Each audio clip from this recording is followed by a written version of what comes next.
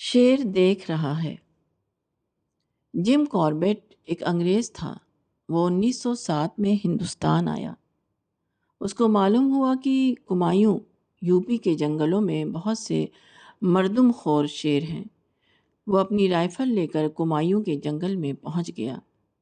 1907 میں اس نے پہلے مردم خور شیر کو اپنی گولی کا نشانہ بنایا، جو 430 آدمیوں کو مار کر کھا چکا تھا۔ جم کاربیٹ نے کمایوں کے جنگلوں میں 22 سال گزارے۔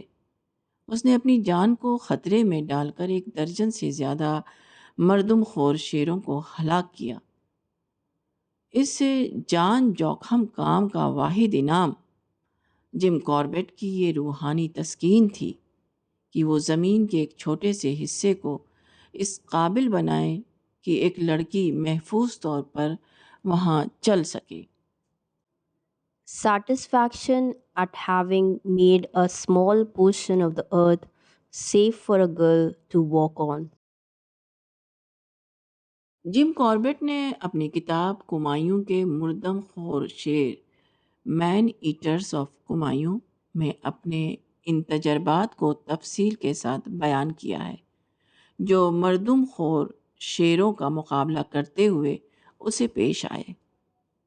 ایک موقع پر اس نے لکھا ہے کہ دن کی روشنی میں بھی شیر کی قربت، حتیٰ کہ اس وقت بھی جبکہ اس نے آپ کو دیکھا نہ ہو، خون کی گردش میں ہیجان پیدا کر دیتی ہے۔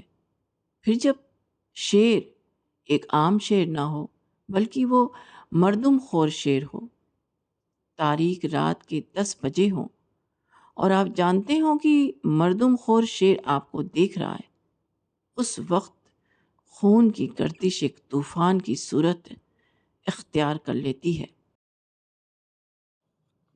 The near proximity of a tiger in daylight, even when it has not seen you, causes a disturbance in the bloodstream.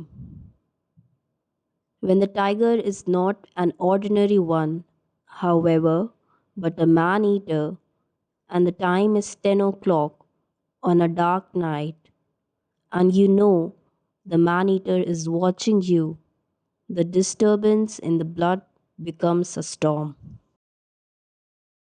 یہ احساس کہ شیر میرے قریب ہے اور وہ مجھ کو دیکھ رہا ہے، آدمی کے خون میں طوفان برپا کر دیتا ہے۔ پھر اس انسان کا کیا حال ہوگا جس کے اندر یہ یقین آ جائے کہ وہ خدا جو تمام شیروں کا اور تمام زمین و آسمان کا خالق ہے، وہ میرے قریب ہے اور مجھ کو اس طرح دیکھ رہا ہے کہ میری کوئی چیز اس سے چھپی ہوئی نہیں رہ سکتی۔